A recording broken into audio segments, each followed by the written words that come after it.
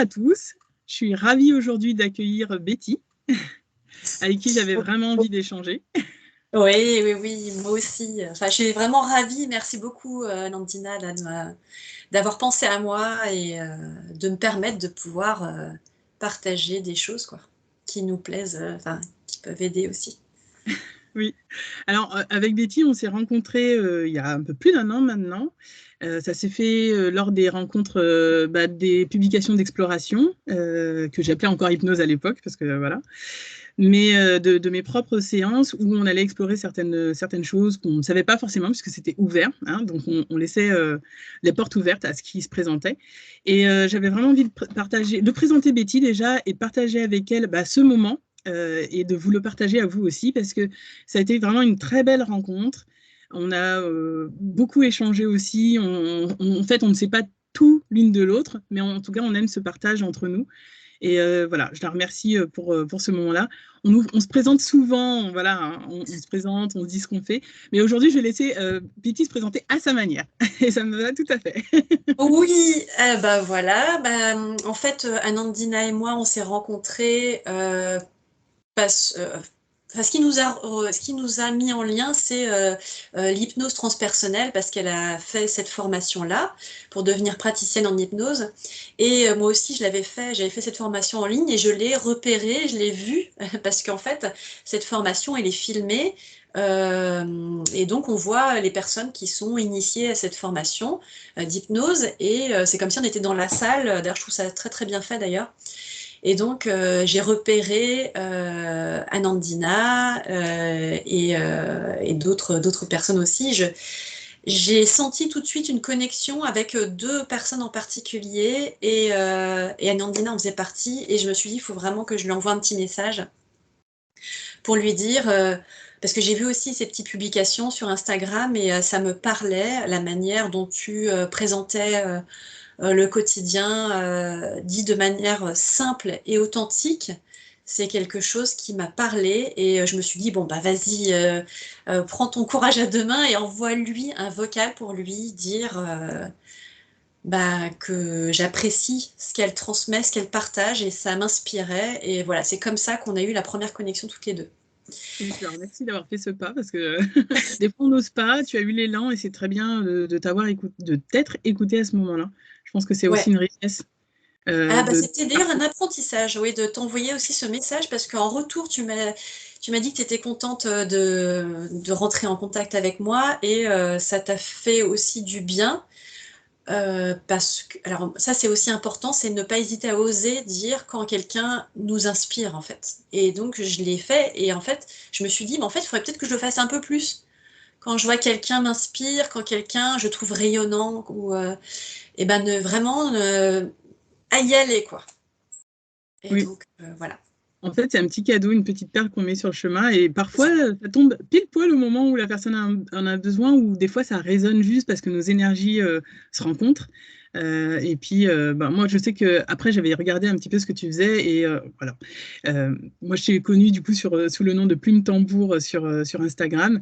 Et j'aimais beaucoup justement cette image. J'avais d'ailleurs de toi cette image de chaman que j'avais de toi. Mais vraiment, c'était quelque chose de très fort. Et après, tu m'avais dit que tu ne l'étais pas, en tout cas, mais moi, ça résonnait très fort en toi. Et d'ailleurs, c'était une des sources, on va dire, de ce que tu fais. Le Ouais. chaman, en Et fait, c'est il y a marrant plein que de... je voulais trouver un nom sur Instagram parce qu'il faut toujours un nom de profil et tout. Et en fait, c'est la première fois que j'ai un truc vraiment fluide qui est venu. Je me suis dit, putain, j'ai plus le tambour qui vient, quoi. Et je me suis dit, ah, j'aime bien, je trouve ça sympa. C'est comme si je disais, ah bah merci, c'est sympa de m'envoyer cette info parce que la douceur de la plume, pour moi, c'est vraiment la douceur de la plume, la légèreté de la plume.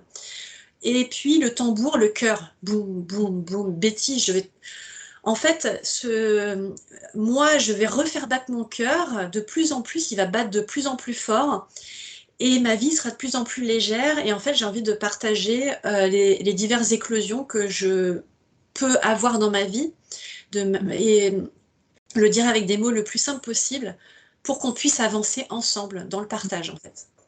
Tout à fait. Donc, plume tambour, c'est la légèreté du Voilà, cœur. c'est ça. Ouais. Et ça Et, résonne très fort. Ouais, ouais. ouais. Et donc, au quotidien, moi, ce qui m'anime, c'est d'être dans la nature, notamment dans le jardin, dans notre jardin, avec mon mari et moi, on a eu un coup de cœur pour un lieu avec plein d'arbres, et en fait, d'être baigné de cette vie. Tu vois, moi, ce qui m'anime, c'est une graine, la graine qui pousse, en fait. C'est énorme. C'est tout petit et c'est un potentiel incroyable dans quelque chose de petit. D'observer la nature, c'est un miroir de... Ça te renvoie énormément de sujets, ça te renvoie énormément d'informations, et je le vois comme un oracle, en fait. Oui, oui, Ça tout peut être à le fait. chant d'un oiseau, ça peut être... voilà, j'ai eu un moment, j'ai juste un exemple, un moment j'étais dans la serre et j'ai vu un papillon qui était bloqué dans la serre, tu vois, il était comme ça, je veux sortir, clac, clac, clac, clac, il était coincé entre les vitres et machin. Et à un moment j'ai vu, il s'est calmé, et puis il s'est sorti du truc. Je me suis dit, bah, merci les amis, j'ai compris, en fait, j'ai compris. C'est un reflet aussi de moi, en fait, dans ma vie.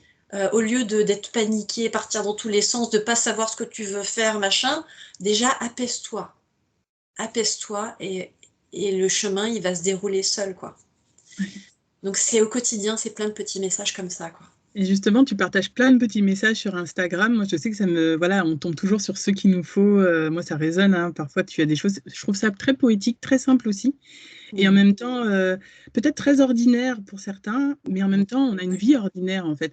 C'est vrai c'est- qu'on voilà, on cherche souvent l'extraordinaire, le waouh, ouais, ouais, quelque chose qui nous fasse un peu bah, voilà, show business, etc. Sauf que finalement, la vie au quotidien, elle est très simple. On a des moments de magie, mais en fait, on en a plein de moments magiques. Moi, j'appelle ça les petites magies de la vie, et il y en a plein ça, partout, tout le temps.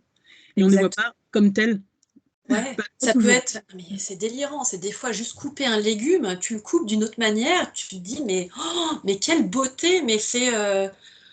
Moi, c'est vraiment la nature qui m'a permis de me rendre compte que ma vie déconnait, en fait. Mm. Quand je travaillais dans les bureaux, bon, je savais que ma vie déconnait. Ça, je savais que j'étais pas alignée, que ça me plaisait pas du tout. Mais j'ai senti qu'il y avait un truc pas net dans cette société. Je l'ai senti, c'est la nature, en fait, en quelque sorte. Tu vois, quand je voyais le lever du soleil, quand j'étais dans le train, je me disais, mais en fait, personne n'a touché à ça se fait naturellement. Mm.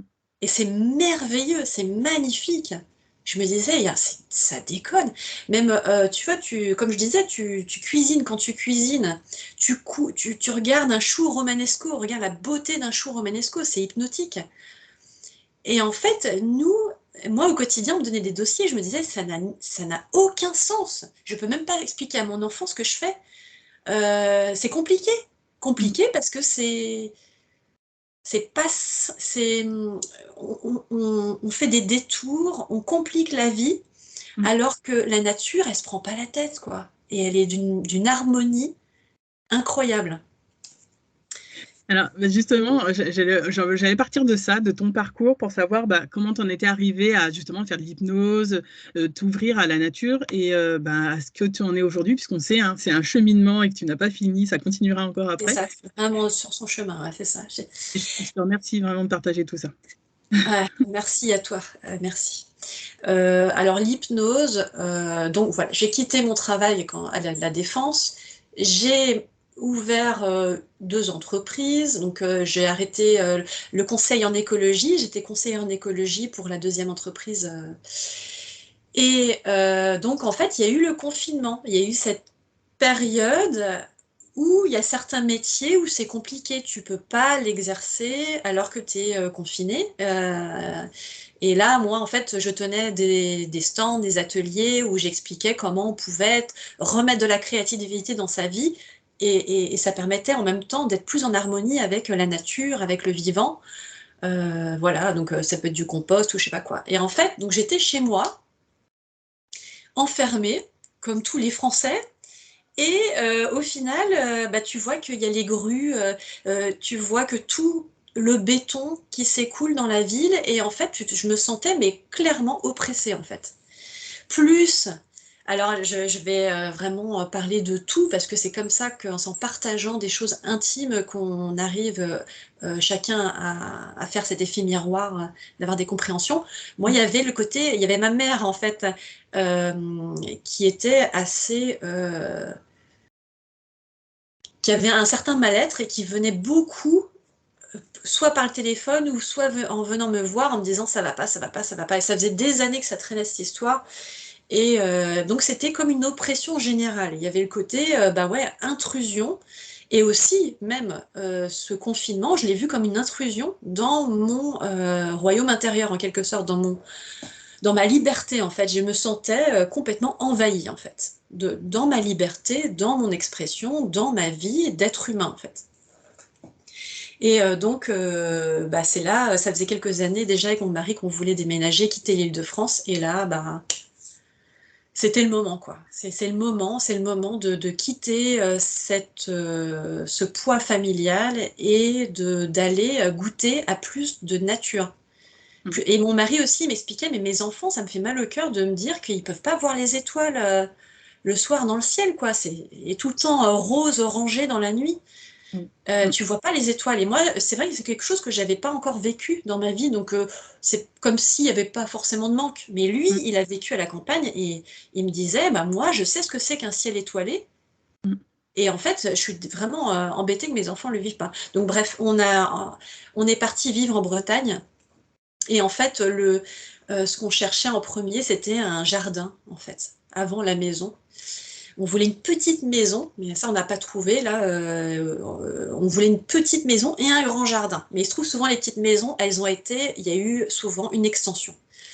Mais c'est pas grave, on s'est dit, tant pis, en tout cas, vraiment, le bonheur au quotidien, c'est d'être plongé dans les mains dans la terre, entendre les oiseaux.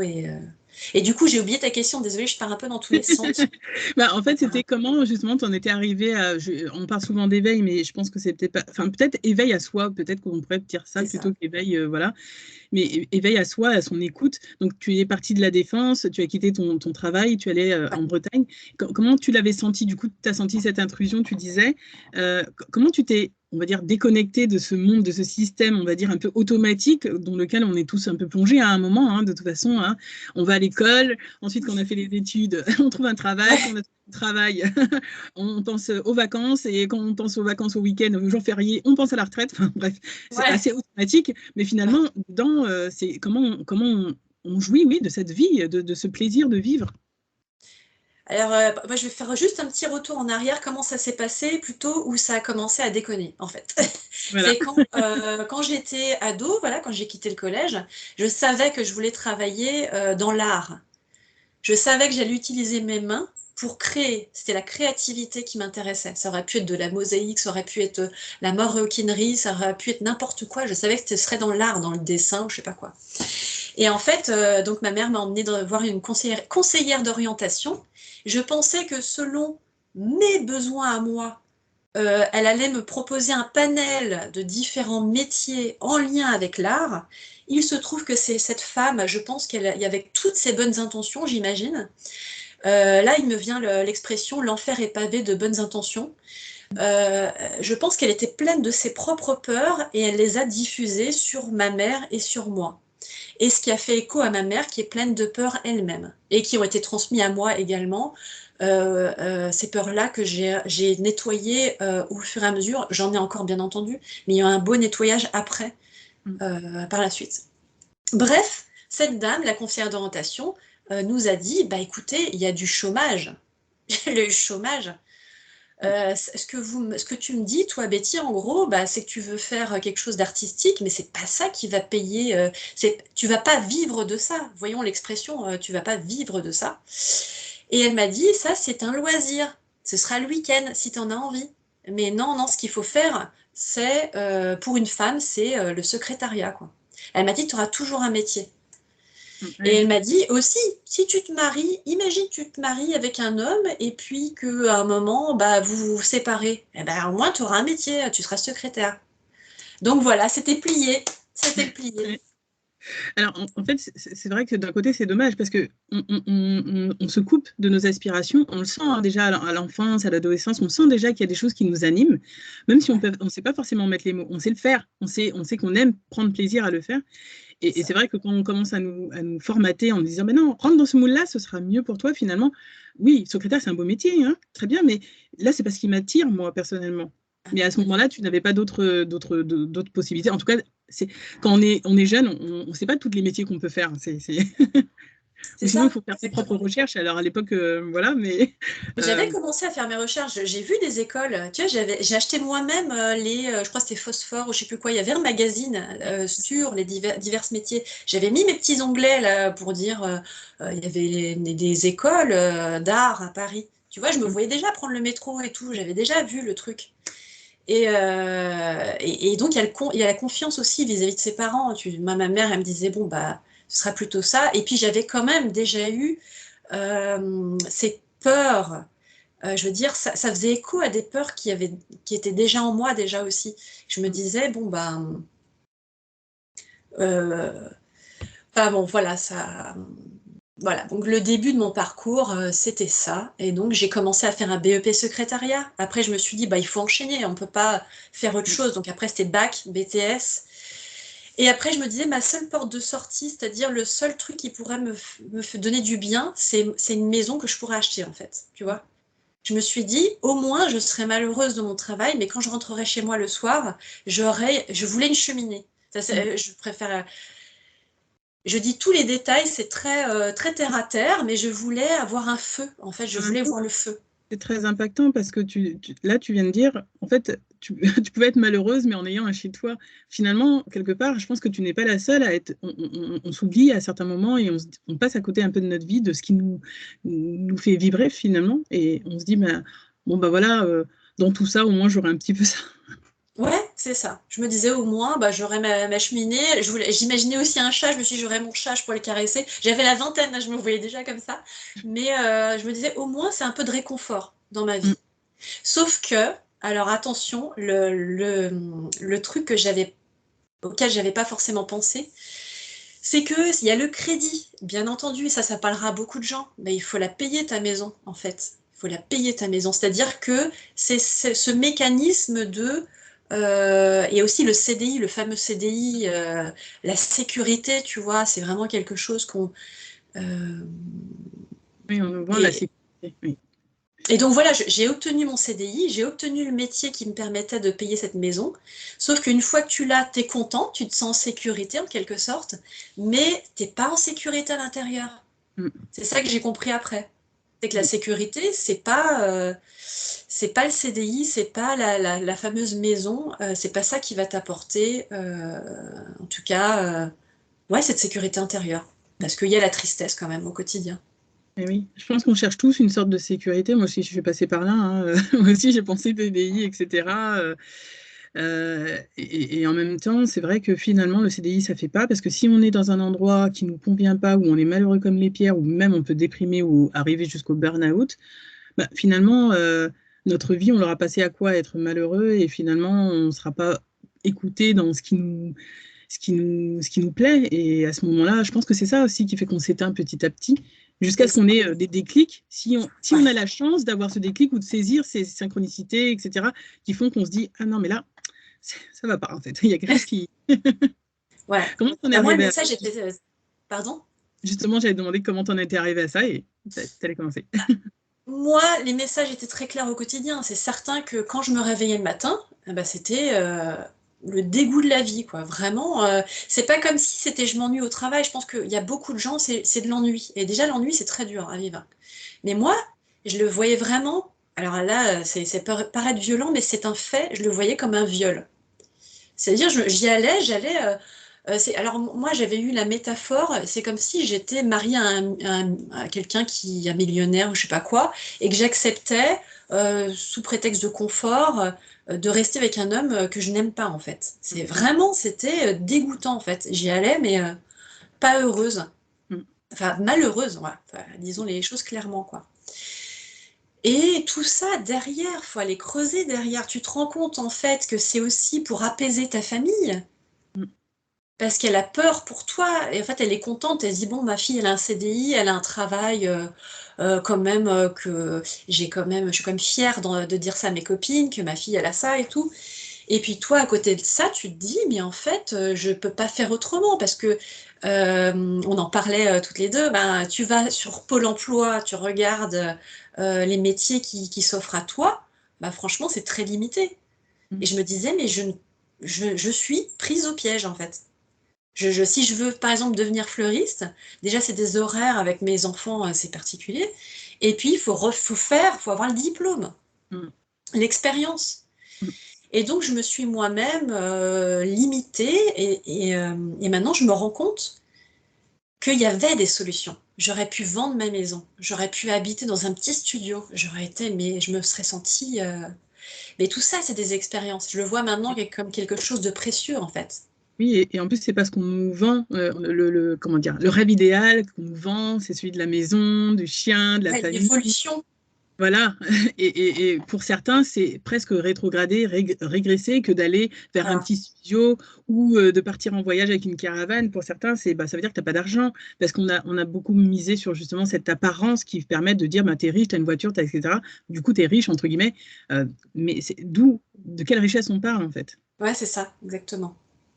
Parce que si c'est Et intérieur, c'est. bah, ouais, Oui, bien sûr, on a besoin de manger, on a besoin de. Voilà, mais en fait, on n'a pas besoin de tant de choses que ça. On n'a pas besoin de 10 000 lampes, on n'a pas besoin de 10 000 téléphones. Enfin, voilà, j'exagère sur 10 000, mais on n'a pas besoin de 10 téléphones. Finalement, si on en a un, allez, peut-être deux pour ceux qui en veulent absolument, voilà. Mais au final, ça sert à quoi?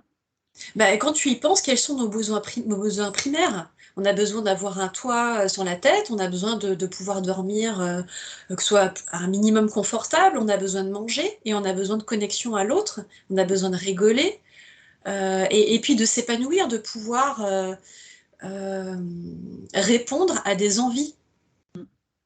Et en fait, quand tu te rends compte de ça, que tu n'as pas besoin de beaucoup, euh, tu réalises que en fait, tout ça, c'était des créations en fait aussi. C'est des modes de pensée qui limitent l'humain, c'est-à-dire c'est comme si tu devais forcément, comment dire, améliorer ta vitrine au quotidien, tu vois. Mm, mm. Oui. C'est-à-dire que là, bah, du coup, tu es assistant de direction, bah, après, tu peux devenir machin. Et en fait, est-ce que au fond, tu voulais le faire? Moi, mon Mm, boss, à un moment, il m'a dit, tiens, Betty, si tu veux, bah, je peux te proposer un poste plus prestigieux, en quelque sorte, tu vas voyager et tout, machin. Mais déjà, j'aimais pas ce que je faisais. mm. C'est comme s'il mettait la vitesse supérieure de quelque chose que je n'aimais pas. Mm. Et je Donc, voulais juste lâcher tout, en fait. mm. En fait, ça te mettait encore une petite pression déjà que tu ne te sentais pas vraiment à ta place quelque part, puisqu'il y avait quelque chose qui, bah, voilà, qui te manquait, que Ouais. tu n'avais pas ou que tu ne trouvais pas au fond.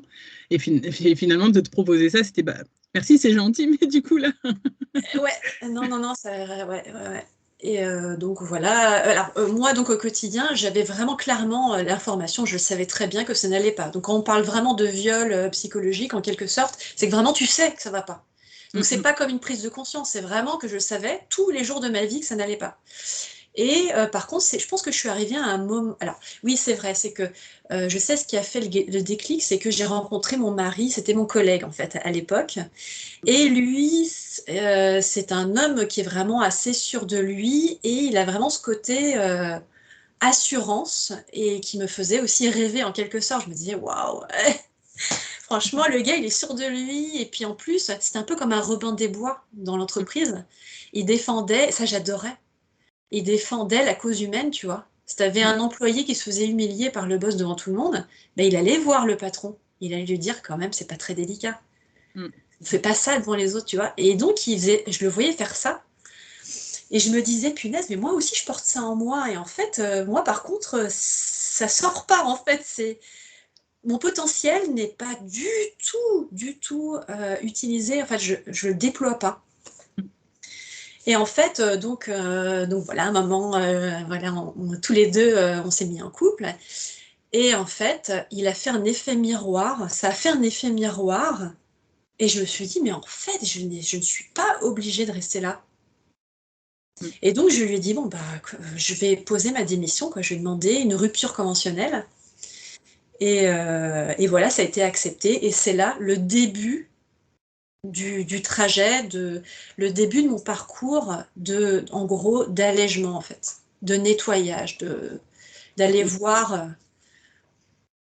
Comme je disais à mon mari à l'époque, je lui disais, franchement, avec le rythme qu'on a, est-ce qu'on a le temps d'aller voir à l'intérieur? Est-ce qu'on a assez d'énergie pour aller voir à l'intérieur? Est-ce qu'on a assez d'énergie pour aller comprendre pourquoi cette société est faite de cette manière? Oui. Mais non, on n'a pas le temps. On a peut-être une demi-heure dans le train le matin. Moi, ça captait plus. Au bout d'un moment, j'étais dans le métro, ça captait plus. Tu avais une demi-heure pour regarder une vidéo d'éveil de conscience. Ensuite, quand je quittais, j'avais encore au retour une demi-heure pour regarder une vidéo. Et après, le soir, t'enchaînes avec tes enfants. Le soir, t'es crevé. Tu peux avoir peut-être 1 heure encore pour essayer de te documenter. Mais dans un quotidien, c'est trop peu pour l'humain, pour aller plonger à l'intérieur. Oui, c'est ça. Mais Et en donc, fait, d'avoir quitté ce travail, ça y est, j'ai été libre de pouvoir plonger à l'intérieur. en fait, ça résonne tout ce que tu dis parce que je l'ai constaté aussi parce que comme toi, hein, j'ai travaillé, etc. Et au moment, on se rend compte qu'on a très peu de temps pour soi, qu'on est fatigué. Ouais, voilà, fatigué. Et on est, enfin voilà, de prendre ce temps, on a l'impression du coup que à un moment, on aurait peut-être pu faire autrement. On ne sait pas comment, effectivement, parce qu'on se sent un peu piégé. On a l'impression, tout nous dit à l'extérieur, etc., que t'as pas le choix. Ouais, On c'est arrête ça. de nous dire ça. Donc c'est vrai que ça s'ancre en plus en nous de t'as pas le choix. Donc on a l'impression d'être emprisonné en permanence. Et si tu oses un peu rêver, c'est un peu comme si, alors soit par des personnes extérieures, etc., hein, parce que forcément tout le monde a un petit peu peur. On va te renvoyer ça, comme tu disais tout à l'heure. Donc là t'as sauté le cap. Comment Ouais. t'en es arrivé à sauter le cap? Et Après, ben en fait, j'ai vu une vidéo d'une fille qui avait créé un métier, parce que je me disais, en fait, il y a rien qui est adapté à moi. J'étais vraiment à un niveau de confiance en moi, mais tellement bas. Je m'en souviens, j'en avais pleuré avec mon mari, je lui ai dit, mais dans ce monde, il n'y a aucun métier qui est fait pour moi, en fait. Je ne comprends pas ce que je peux apporter à la société. Je me sens, mais complètement...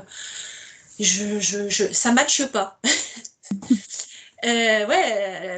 Cette société et moi, ça matche pas, quoi. Et puis en fait, à un moment, à chercher des vidéos je cherchais un miroir, je cherchais quelque chose qui pourrait matcher avec moi, quoi. Et puis en fait, il y avait une fille qui avait créé un métier de home organizer. Donc c'est aider les gens à désencombrer leur maison.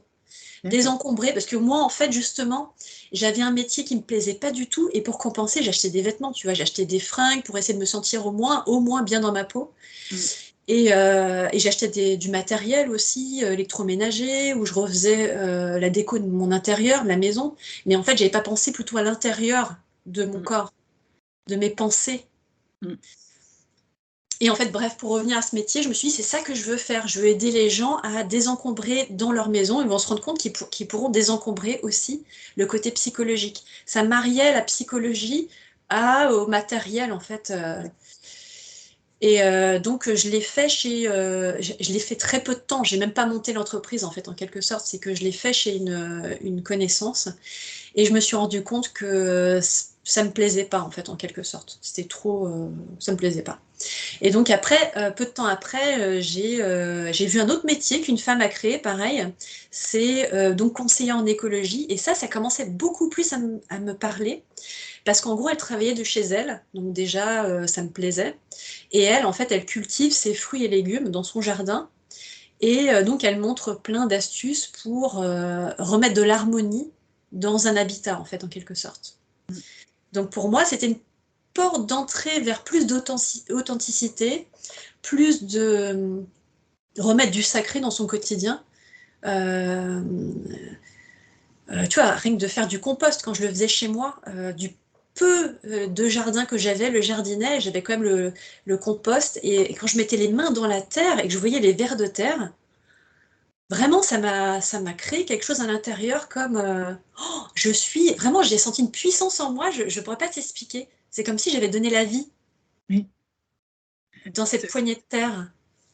Je vois ce que tu veux dire. Je pense qu'on a tous ces moments-là. C'est pas toujours facile à traduire, mais c'est un peu comme une révélation ou quelque chose un déclic quelque part, qui fait Ouais, qu'on se c'est dit, ça. on voit plus les choses de la même manière où on se rend compte où on a de la gratitude justement pour ce qu'on vit ou ce moment-là, parce qu'on se rend compte de toute la richesse qu'il y a derrière. Mais oui, ouais. Et puis donc j'ai commencé à planter des graines, à faire pousser des plantes de tomates. Enfin, ça commençait un petit peu à me titiller, quoi, le jardin, tu vois. Mm. Et aussi, j'adore cuisiner, j'adore aller chercher un légume et puis l'amener dans ta cuisine, les odeurs. Il y a quelque chose de vraiment, c'est ça que je veux dire dans le sacré, ça n'a rien à voir avec une religion ou quelque chose de genre spirituel et tout. C'est vraiment pour moi, même peu importe ce mot, on peut l'oublier le mot sacré, c'est vraiment sans explication, c'est cette joie que tu as de commencer d'une graine que tu as plantée, tu la vois pousser, tu la chéris cette plante, elle prend le temps. C'est comme toi en fait, c'est comme l'humain. Oui, En c'est fait, ça. la graine a été plantée et en fait, le bébé il pousse, l'humain il se déploie et c'est merveilleux. Il y a les fruits qui sortent de ça en fait. Mm. Et c'est beau. Je pense que je vais garder ça de ce que tu viens de dire, parce que c'est vrai qu'on a cette image, et selon le terreau qu'on donne à cette plante pour qu'il puisse pousser, il va pousser plus ou moins droit. Mais il est Ouais, peut-être pas c'est ça. obligé de pousser plus ou moins droit, il peut aussi ramper, hein, parce qu'on sait qu'il y a des plantes rampantes, etc. Sauf que, bah, en fait, chacun va aller dans l'orientation qui lui convient, mais il a le Ouais, terreau, il a tout ce qu'il faut autour. Et par contre, comme nous, hein, si on n'a pas le bon terreau, si on nous ferme, si on nous cloisonne, etc., bah, au bout d'un moment, on va s'élaguer et on va finir par dépérir, parce qu'au fond, on n'a pas ce qui nous nourrit et on ne peut pas être libre d'aller vers ce qui nous aspire au fur et à mesure. ouais, Donc, c'est ça. oui, cette Ouais, graine, elle est là et il faut s'en saisir, ou en tout cas au moins un peu l'arroser. exactement. Ouais, ouais, ouais. Ouais. Et puis il y a toute l'intention de la personne qui accompagne la plante, qui est avec elle ouais, remettre de la beauté dans son quotidien aussi. C'est beau en fait. C'est beau. L'odeur. Vous vous rendez compte, quand j'étais devant l'ordinateur, j'avais pas cette odeur de tomate, de feuilles de tomate. T'as le visuel, t'as le son. Ça remet. Tu te sens vivant en fait. T'es pleinement vivant. Le vent. Tu te rends compte? Le vent dans tes cheveux. Enfin, c'est comme si vraiment. Je parle de choses très concrètes et ça rend vraiment heureux la nature. Mm. Je pense que tu aurais des livres à écrire. C'est ce qui me vient. Bah ouais. Et puis ça a accès, enfin tout le monde peut avoir accès à la nature. Il suffit d'avoir un parc, de sortir, d'aller en forêt, et prendre le temps de fermer les yeux et de voir qu'est-ce qu'on ressent en fait. Et regarder le micro et le macro quand tu te penches pour regarder la mousse, tu te rends compte, ça c'est incroyable hein, ce que tu vois. Et tout ce cheminement, justement, pour en arriver à la terre, et que ensuite tu découvres justement ce désencombrement, que ce soit dans la matière, pour en arriver au mental, etc., aux Ah pensées, oui. et que là, maintenant, tu en arrives à faire de l'hypnose. Comment ça s'est cheminé? Ah ben alors déjà, c'est pas si simple que ça tout ce parcours, c'est-à-dire que quand j'étais... attends, qu'est-ce que je voulais te dire? Euh, Oui, donc j'ai désencombré ma maison, je me suis dit comme ça, je vais voir ce que ça fait à l'intérieur depuis avoir de matériel. Enfin, en gros, j'ai vraiment énormément désencombré. Il y avait le strict minimum dans ma cuisine. Et donc, je me suis dit, ce dépouillement matériel va faire un effet miroir, va me refléter un truc. Et je me suis rendu compte que ça changeait, au final, pas grand-chose. Et vraiment, j'ai eu vraiment des moments de burn-out, hein, parce que j'essayais désespérément de me trouver. Et donc après, donc j'ai fait les conseils en écologie. Et donc voilà, confinement, on arrive ici, on connaît personne. C'était assez dur au début parce que je me faisais toute une image de la campagne. Je pensais que tout de suite j'aurais eu vraiment une chaleur humaine, j'aurais été super bien accueillie et tout. Et en fait, j'ai eu comme une sorte pareil de dépression, micro-dépression. Et puis je me disais, bon, bah maintenant je fais quoi? Je vais pas faire du conseil en écologie à la campagne. Et puis je me disais, de toute façon, c'est plus ça. C'est encore autre chose. Il faut que je passe à autre chose. Et je me disais, je vais profiter de ce jardin, parce qu'on a 1,5 hectare, c'est vraiment un énorme jardin. Il me fait tellement du bien à moi.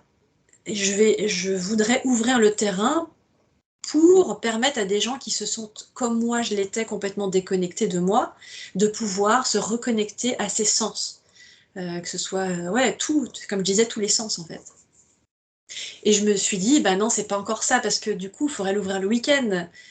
Et parce que les gens, ils travaillent la semaine. Et en fait, j'ai l'impression d'être encore bloquée. Et je me disais, mais qu'est-ce que je vais faire? Donc, ça a duré quand même quelques temps. Et donc, je cherchais encore des informations sur Internet. Et c'est là où j'ai vu une vidéo, enfin, j'ai plutôt écouté une vidéo de Séverine Barbier, qui est la fondatrice de l'hypnose transpersonnelle. Et en train de couper les rosiers. Alors là, c'est comme, on peut imaginer comme dans un film, là. Oh, c'est genre la lumière, là. J'étais vraiment, mais complètement épatée de ce que j'entendais. Je me disais, alors aussi, j'étais énormément dans ce climat de, de Covid, d'époque Covid. J'étais dans ce climat de me dire, mais c'est pas possible à quel point j'aimerais éveiller les consciences sur plein de choses par rapport à ce qui se passe, en fait. Et je me suis dit, il y a sûrement un moyen de faire comprendre aux gens, quoi, que, en fait, il y a beaucoup de choses qui sont des illusions. Mm. Et en fait, je me disais, mais oui, l'hypnose, c'est ça qui va permettre d'ouvrir les consciences. Et aussi d'ouvrir ma conscience aussi, hein, parce que j'étais dedans aussi.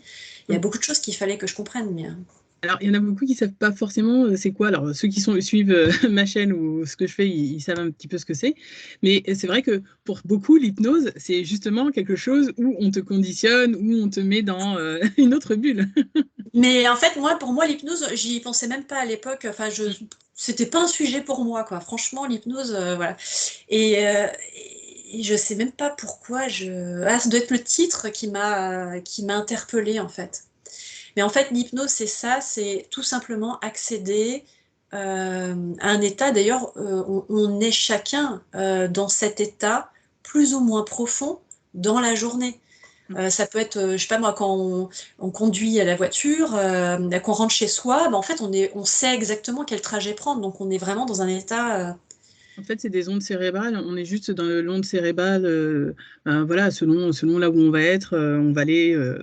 Alors, pour ceux qui ne connaissent pas un petit peu, il y a le bêta, le delta, le theta, etc. On peut aller dans ces différentes zones et c'est en fait complètement naturel, effectivement. Mais Très alors, naturel. il y a beaucoup de peur. Et puis aussi dans l'hypnose, en plus, c'est spirituel. On se dit, bon, ben voilà, mais qu'est-ce qu'on va nous mettre dans la tête, etc. Alors que bon, en sachant, parce que nous, on a été curieuses, on est allé se former aussi, on a découvert que finalement, il n'y avait rien derrière, à part une relaxation très profonde qui nous C'est permet ça. vraiment, voilà. En tout cas, nous, tel qu'on le pratique, parce que oui, après, il y a d'autres types d'hypnose, mais c'est pas ce que nous, on pratique. Mm. Et ça permet juste d'aller chercher. Qu'est-ce qui t'a plu dans ça, justement, dans cette approche, dans ce fait de découvrir, ben voilà. Ah, alors oui, il faut savoir que enfin, je suis toujours passionnée par les expériences de mort imminente.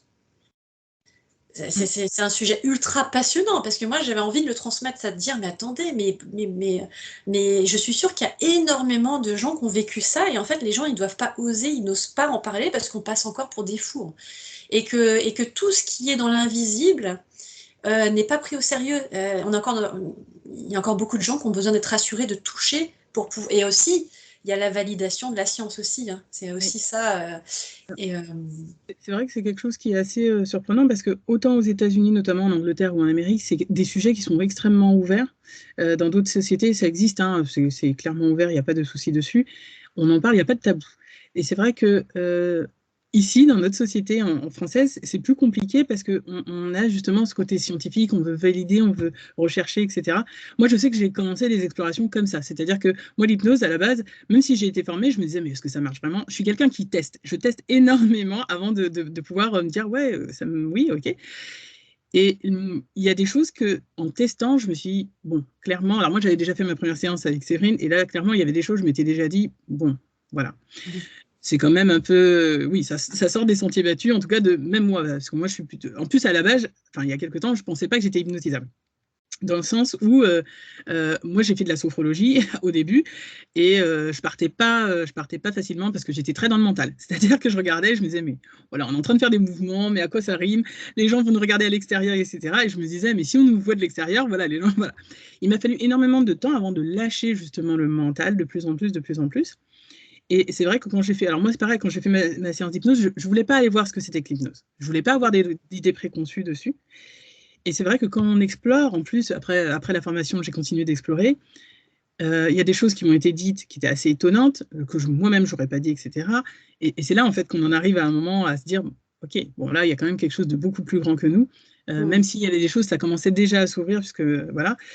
Mais c'est quand même extraordinaire de le vivre, où là, on se dit, bon, il y a des choses, on n'invente pas clairement, franchement, on a autre chose à faire que ça. Ou sinon j'écris un livre carrément, voilà, Ouais. ou je fais un film, peu importe.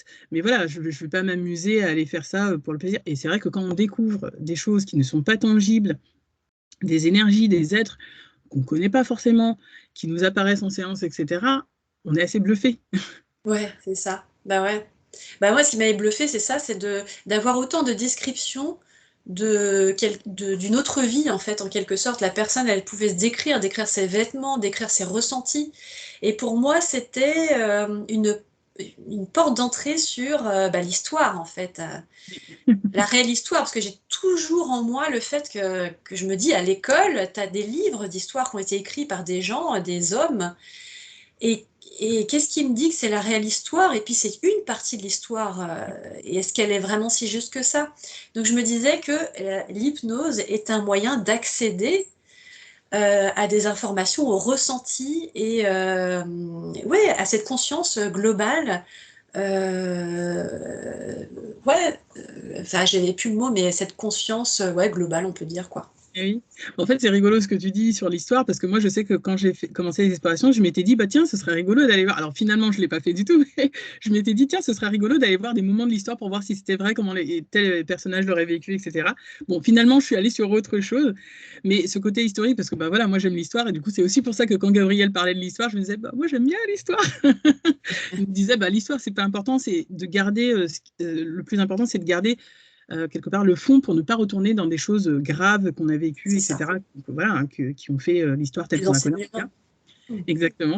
Et c'est vrai que, bon, bah voilà, moi en plus, c'est vrai que j'ai beaucoup, alors bon, je ne connais pas toutes les histoires non plus, mais voilà, c'était quelque chose qui était intéressant. Et c'est vrai que quand on a eu quelques explorations qui parlaient de l'histoire, effectivement, de sentir, de voir, alors moi, je n'ai pas vécu, du coup, je le voyais plus comme observatrice, en tout cas dans cette expérience-là. C'était celle qu'on avait vue, on était comme en Palestine. Et c'était assez intéressant de le voir, justement, les chevaliers, etc. Parce que c'est comme si on était dans le film, sauf qu'on est vraiment dedans. Enfin, cette fois, on ne C'est regarde pas ça. la télé. Donc, c'est assez extraordinaire de le vivre parce que du coup, on se dit, waouh, ok, bah voilà. Et de lâcher aussi le fait que, bah oui, c'est peut-être pas historique. Moi, il y a des choses qui m'ont dit, c'était extrêmement bouleversant parce que moi, en plus, qui aime l'histoire, mais cette date-là, ça correspond pas, dis donc. Mais après, ils vous disent, mais en fait, vous connaissez pas votre histoire. Ok, bon, d'accord. Et voilà, parce que même si on est dans ce monde-là, parfois on est encore un peu terre à terre. Moi, il y a des choses qui m'apprennent encore, et des fois je me dis, waouh, bah, on va loin. Et en plus, pour moi, qui est un côté un peu, voilà, j'aurais aimé faire journaliste, le côté en plus historienne, etc. Bah Ah, là, j'étais, ok, bon, en fait, on sort clairement des sentiers battus. ouais. Et en fait, on doit lâcher ce que nous, on connaît, ou en tout cas qu'on nous a enseigné, qu'on nous transmet, quoi. Mm. Ah oui, moi aussi, ce qui me vient là, ce qui m'a énormément attirée par rapport au fait de faire cette formation, dès le lendemain, je me suis inscrite, hein. C'est que je me suis dit, en fait, ça m'a permis de comprendre que, en fait, même ce métier, cette pratique d'hypnose transpersonnelle, d'hypnose, eh bien, en fait, c'est comme si on tenait la main à la personne pour passer un pont, en fait. Et la personne, elle pourrait très bien aussi le faire par elle-même. Mais pour moi, c'est des métiers de transition pour que l'humain comprenne aussi qu'il peut tout à fait se mettre lui-même dans cet état-là Oui. pour aller accéder à des informations dont il n'a pas accès quand il est tout le temps dans son mental et en pilote automatique, quoi. Oui. Comme tu dis, c'est un pont parce que pour l'instant, on a besoin de cadrage. On est extrêmement formaté. Donc, forcément, si on part sur des choses comme ça et qu'on a de la peur ou qu'on ne sait pas, etc. Après, je pense qu'il y en a qui pourraient y aller et ça se passerait comme une lettre à la poste, comme on dit. Mais pour certains qui ont peur de choses qu'ils pourraient rencontrer de l'autre côté, d'entités, etc., de tout le folklore qu'on nous met derrière, entre guillemets, ce mot spiritualité, je pense que ça pourrait faire peur et pourtant il y a des beaux passages. Alors bien sûr, tout le monde ne va pas forcément passer que par ces beaux passages parce qu'il y a des choses à comprendre, hein, ils nous le disent assez souvent en séance. Mais effectivement, en fait, là, je pense comme toi que ces métiers-là sont des ponts juste pour qu'on arrive à se reconnecter à notre intériorité et à notre richesse de ce côté conscience globale, comme tu le dis. Et, et finalement retrouver nos potentialités, nos capacités Ouais, c'est ça. de connaître l'invisible quelque part, qui est invisible que de mots, parce qu'on ne le voit pas, mais qui est bien là dans notre vie quotidienne. C'est juste qu'on n'entend pas parce qu'on n'a pas encore les Bien sûr. Et récepteurs. l'amour, c'est invisible. Oui, Bah, je veux dire, quelqu'un, je peux très bien aussi, comme je disais, même ça me dépassait, moi, quand j'étais ado, je me disais, il y a un mot là que j'ai dans ma tête, personne ne le voit, mais il est bien, il existe bien ce mot. Tu vois? Là, j'ai un mot qui est venu. Enfin, il est complètement réel, ce mot. Et pour moi, il est complètement réel. Enfin, tu vois, c'est quand même délirant de se dire tout ça, et c'est vrai. oui, oui, parce qu'on met Pas ce parce qu'il mot faut pas le avant, toucher, c'est faux. Enfin, que ça mais n'existe oui, pas. ça n'a pas de forme, même si après, dans la matière, on va mettre une forme, mais finalement, l'amour, en fait, ça n'a pas de forme à la base. Ben oui. Mais c'est Et, vrai que et- et la radio, quand on écoute la radio, on peut pas toucher ce qui sort, le son. On peut pas le toucher, mais ça existe bien. Et les ondes aussi. Mais oui, mais tout à fait. Mais il y a plein de choses comme ça. Mais c'est vrai que comme on se rattache à quelque chose, parce que les ondes, voilà, ça va rentrer. On a inventé tout un système pour que ça soit paramétré, pour qu'ensuite on puisse se voir comme là, on se voit en distanciel, en visioconférence, etc. Mais tout est fait pour que ça nous rentre dans le tangible. Alors que finalement, à la base, ça l'était. L'électricité, c'est pas tangible aussi. C'est ça. En tout cas, on le sent. Mais il y a une chose que je retiendrai de ce que tu avais dit avant qu'on débute notre échange, c'était le mot pause et oser. Oui. Ah oui, pause et ose. Ah, Voilà, pause et ose. Parce que je pense qu'on est beaucoup en pause. Moi-même, je l'ai été. Hein, voilà, je me suis pas non plus écoutée. Et comme tu le disais, après, il faut oser. Il y a la confiance qui va venir avec l'expérience. Alors, c'est pas toujours évident, hein, surtout les personnes qui manquent énormément de confiance. C'est un travail sur soi. Je le sais très bien, j'en fais partie. Donc, on continue de travailler sur soi parce que c'est pas si évident en fait de s'exprimer et d'oser parler de nos propres expériences, surtout que ça sort des sentiers battus. Mais pourtant, bah voilà, ça fait partie aussi de nos expériences de vie. Donc, à un moment, on ne peut pas remettre en question, puis on ne peut pas renier ce qui a fait qui on est, ce qui nous a fait nos expériences, tout simplement. Ouais, tout à fait. Et Et, oui, oui, sur ce pause, soit tu restes en pause. Moi, j'ai vraiment le signe, tu vois, pause, je le visualise, ou tu oses. Oser, c'est s'autoriser. Ah, voilà, ça aussi, c'est très important. Personne ne va te prendre la main pour que tu, que tu fasses quelque chose ou que tu nettoies, tu libères quelque chose à l'intérieur. Tu es complètement... et moi, c'est vraiment ça que j'ai énormément compris, en fait, c'est que tu as vraiment la main sur plein de choses, plein de choses. Moi, le cordon ombilical avec ma mère, je l'ai coupé à 40 ans, je l'ai coupé il y a 2 ans, il n'est jamais trop tard. oui, Et en fait, on est tout à fait en très bons termes et on a encore beaucoup d'amour pour l'une pour l'autre. oui. Mais le truc, c'est que j'ai mis mes limites, j'ai posé mes limites. Parce que même la distance, vous croyez que de partir à l'autre bout du monde, si ta mère, elle veut encore continuer à t'appeler, elle t'appellera. Elle t'enverra plein d'SMS. Elle m'envoie des SMS pour dire ben là, je suis chez le coiffeur, ou oh tiens, je suis dans la salle d'attente, ou ben, c'est vraiment une intrusion et c'est pas méchant de sa part. Mais Mm, tant que t'as pas, toi, posé tes limites avec plein d'amour, mm. personne ne le fera pour toi et ça peut durer jusqu'à la fin de tes jours, en fait. Exactement, oui, c'est vrai. En fait, c'est s'autoriser à oser être soi. C'est ça. Et on est. Et ça se passe super bien, en fait. C'est ça, c'est qu'on a peur de blesser, on a peur de blesser, on a peur de plus être aimé. On a beaucoup de conditionnements qui font que, en plus, on nous a dit, il faut te taire, l'autre parler, etc. Mais en fait, nous, du coup, dans tout ça, est-ce que Mm. nous, on ose s'exprimer? Ben non, parce qu'on risque de déranger, etc. Nous-mêmes, on va se mettre des barrières pour pas parler à C'est l'autre, ça. pour pas s'exprimer, parce qu'on a peur de déranger, etc. Ou même de pas forcément déranger, mais de pas être aimé pour ce qu'on est, au fond. Ouais, Et, exactement. et quelque part, j'ai envie de dire que c'est de réussir à s'entendre de nouveau et à s'aimer pleinement pour pouvoir oser être qui on est sans en avoir peur. Parce que finalement, les autres vont en avoir peur, mais si on a peur de nous-mêmes, Ah ouais, c'est ça. Et oui, et puis si toi tu te libères, bah tu peux aussi rayonner ça. Et enfin, il n'y a pas que toi, en fait. Quand tu te libères, toi, il y a plusieurs dossiers dans la vie. C'est un parcours, c'est un trajet. Si tu t'es libéré d'un dossier que la personne, dont elle ne s'est pas encore libérée, eh ben, tu t'es libéré de toi et potentiellement, tu peux inspirer l'autre. Mais c'est énorme.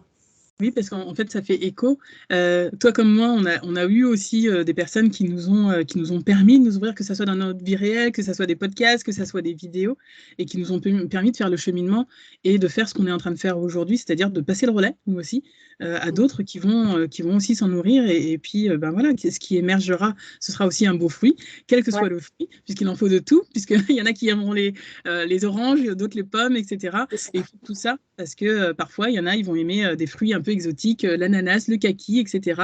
Oui, ça sort des sentiers battus, et pourtant, ça fait toute la richesse de la vie. Exactement. Et j'ai une autre ouverture de conscience vraiment que j'aimerais partager, j'en profite. Vraiment, ça me fait du bien de me dire qu'au moins, ça m'a servi à moi, mais pourquoi pas aussi le pouvoir aider. Et ben en fait, moi j'avais une grosse blessure que je traînais de ma famille, de mon enfance en fait. Vraiment un truc lourd, genre les gros dossiers de famille, tu vois. Mm. Et en fait, c'était avec mon frère. Et on croit toujours qu'il faut des années de thérapie pour forcément se libérer de quelque chose de très lourd. Il faut forcément que ce soit quelque chose qui soit à la même hauteur, selon Mm. la même intensité, la même durée. Tu vas beaucoup mettre d'argent, mais pas forcément. Mm. Parce qu'en fait, moi, j'avais quelque chose qui était très douloureux. Et en fait, j'ai appelé mon frère, je lui ai dit, est-ce qu'on peut se voir pour un café, pour qu'on puisse parler euh, de notre enfance, en fait. J'ai besoin de savoir, de comprendre pourquoi, en fait. Et en fait, du jour au lendemain, j'ai pu parler de ce sujet à des gens et en fait sans plus pleurer. Avant, je pleurais Mm. et maintenant, j'en parle de manière très détachée. Et il a fallu juste prendre rendez-vous avec la personne avec qui ça s'était mal passé et en fait pouvoir les mots, la puissance des mots. C'est une médecine, les mots. Oui, oui, tout à fait. En fait, c'est ça qui, d'ailleurs, on le voit, que ce soit dans les séances d'hypnose que de soins, ou même, je pourrais dire en psychothérapie ou en thérapie, peu importe. Mais en tout cas, ces mots, si on ne les exprime pas, on les retient, en fait, ça nous rend malade, on se tait de plus en Ça. plus, on se renferme, on n'ose plus. Et en fait, à un moment, on n'y arrive même plus à sortir ces mots parce que ça a été tellement difficile de les faire rentrer C'est pour pas ça, ouais. que ça émerge, que ça devient difficile pour que ça sorte. Et pourtant, on en a besoin parce que si on ne s'exprime pas, alors bien sûr, on ne va pas s'exprimer dans la colère. Enfin, voilà, le but, c'est de pouvoir Il n'y s'exprimer. a pas eu de colère là, c'était vraiment Voilà, juste comprendre. voilà, et puis c'est dire ce qui nous traverse, parce que voilà, après la personne elle l'accueillera comme elle l'accueillera, mais Ouais, voilà, on va mettre les pattes, on va mettre la forme, en tout cas on a besoin de s'exprimer sur ça, et ça ne veut pas dire qu'on est en train de rentrer en confrontation. Ça c'est quelque chose qu'ils nous ont dit il n'y a pas longtemps, et en fait ça a résonné extrêmement fort pour moi, c'était le fait que on parle de notre expérience, ça ne veut pas dire qu'on a raison ou que l'autre a tort, c'est juste notre expérience qu'on exactement. partage Ouais, et c'est tout, en fait. exactement. Pas de chercher à convaincre sur une expérience vécue. C'est ça. Ouais. Donc, Et ouais. merci vraiment pour ça, parce que oui, comme tu dis, la parole, c'est important. Bah oui. Je pense qu'on pourra se retrouver, on fera un autre moment d'échange. Je te remercie vraiment pour ce beau partage, ce moment-là. Ouais, On, merci, merci à toi aussi.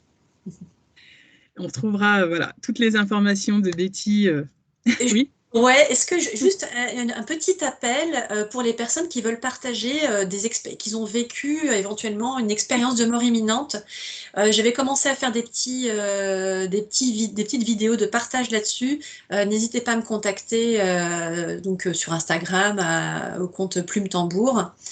Vraiment, envoyez-moi un petit vocal, envoyez-moi un petit écrit. Vraiment, vous serez dans un cadre de bienveillance et par quelqu'un qui est passionné de Oui. ça. Et c'est ce qui fait le lien aussi avec l'hypnose, hein. C'est complètement la même chose, en fait. C'est l'autre côté, en fait. Oui.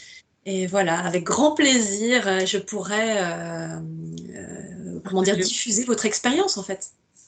Oui, alors je remercie aussi pour ça parce que moi j'avais vu notamment avec Fleur des Bois, si je ne me trompe pas de nom, et j'avais beaucoup aimé justement cette interview, cet échange que vous aviez où elle a pu partager ça.